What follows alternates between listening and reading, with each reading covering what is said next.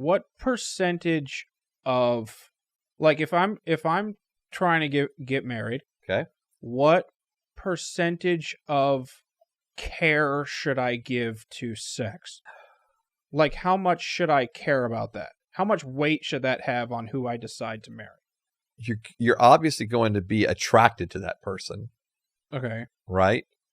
And that's by nature. That's God's design. Mhm. We're attracted to this person. And so obviously attraction has something to do with it. Like, I don't want to marry someone I'm not attracted to. And so attraction is part of it. And so because attraction is part of it, sex is inevitably going to be part of it. Mm-hmm.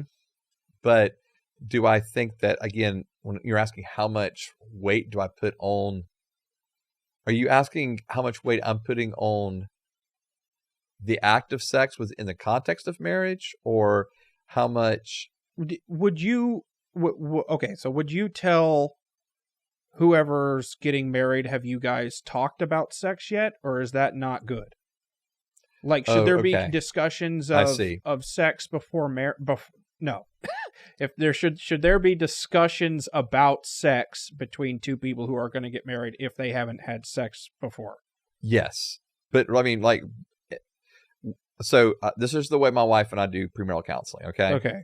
So at the very end of our counseling sessions, when you're a couple of weeks out, let's say, from getting married, or a few weeks out from getting married, we won't, like, my wife and I each talk to, like, I'll talk to the guy, she talks to the woman, and so we're talking about their sexual experience, and not that says we don't want details or those kind of things, but just all right, let's say in your situation they've never had sex, and so we want to make sure that we kind of walk through our view of what sex is and answer any questions about sex, whether that is what positions are okay, how often, how do I, like, whatever. We're wide open in talking about those things. So you think it's okay for the two people to have discussions like that toward the very end of their engagement, right before the wedding? Because I do think, here's why. Okay. I do think there needs to be some discussion of wedding night, and especially expectations from two people who have not had sex. Oh, okay. And so I'm not saying it has to go into great detail, right? Right. But I'm just saying that there needs to be some, I think, discussion and expectation. This is foreign to me. I don't understand that. Yeah. Oh, well. What if you get all the way to the end of engagement, and their idea of what's supposed to happen at sex or with sex is so wildly different from yours? Okay. What do you do? What do you just to attack it from the far end?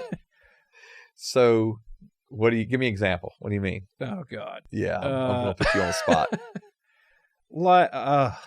Okay, so what if they just have never, ever thought about it? Okay. And have zero expectations. Okay. You find out it's not even a big deal to them.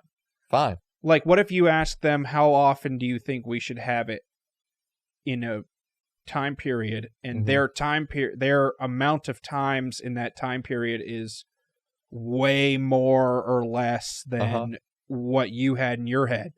Right.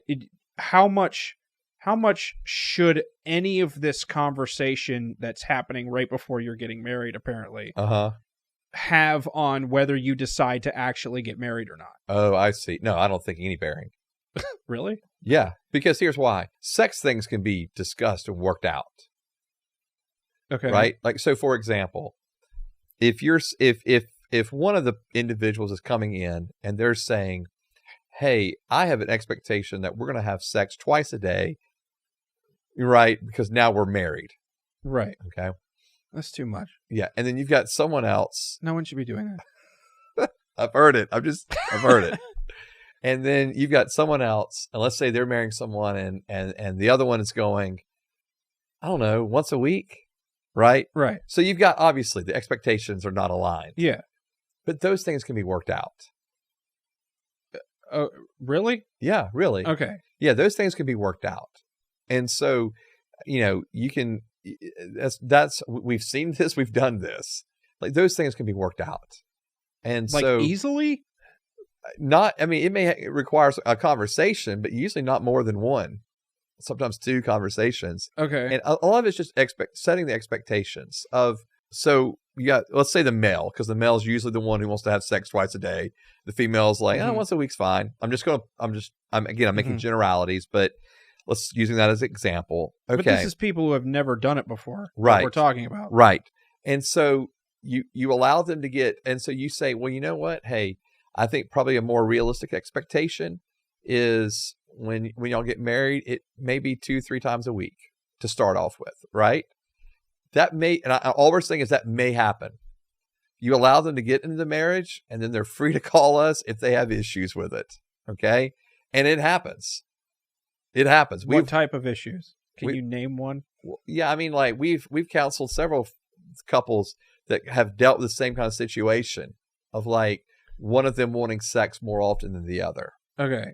And you help them find that place of where both parties actually are satisfied in that. What if it's like the people want to do weird stuff and the other person doesn't want to do weird stuff?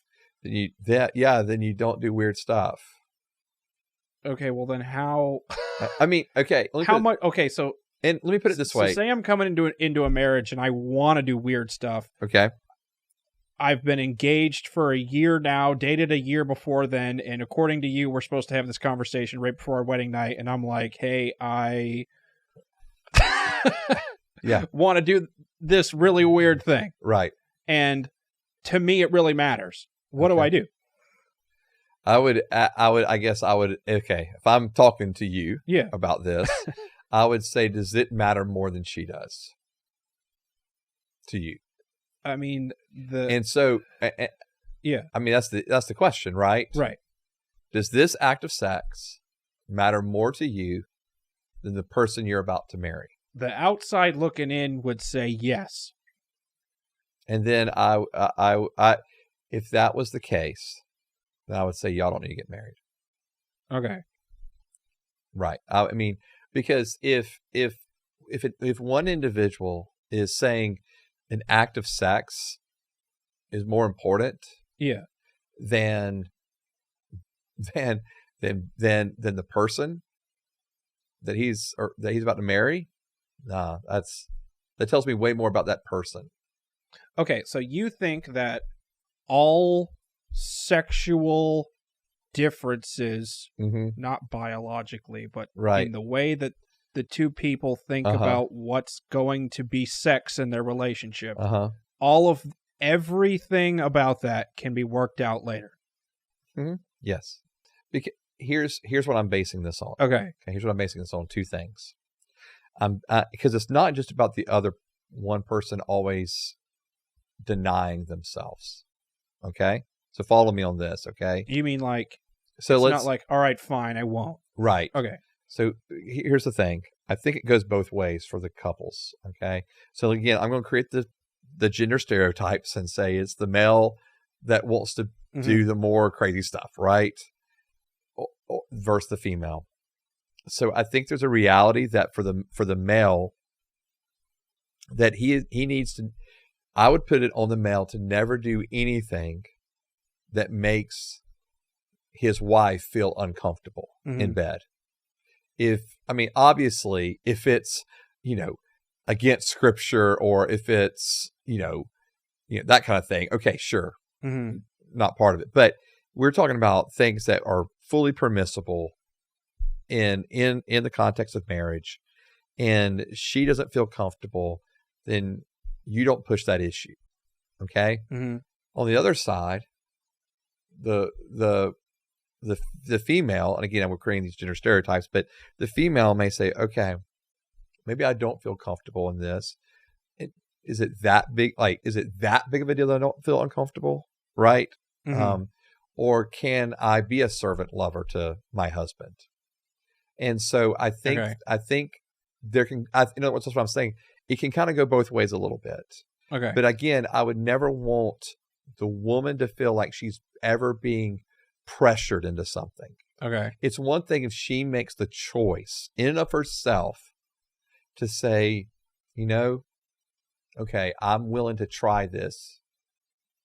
I might not love the idea, I might feel it, but I'm willing to try it, but I don't feel forced or pressured or coerced, but I'm willing to do it because I love my husband. And let's say they have that experience and she's like, doesn't really do it for me. I'm not interested in, okay. All I'm thinking about is if you had that conversation earlier, if it mattered to you a lot, you could just be like that could turn you off sooner. But you still think that all of those issues can be resolved. I do. Okay. Because especially if both parties really do, if they say they love the other one and they truly want to love the other one and serve the other one and honor and respect the other one, then I do think those things can be worked out. You're saying that sex is looked at through the lens of the relationship that has been built already. Correct. And I think that may be a different perspective than a lot of people. And me sometimes. Yeah. Where it's sex and then relationship. And I'm saying it's relationship and then sex.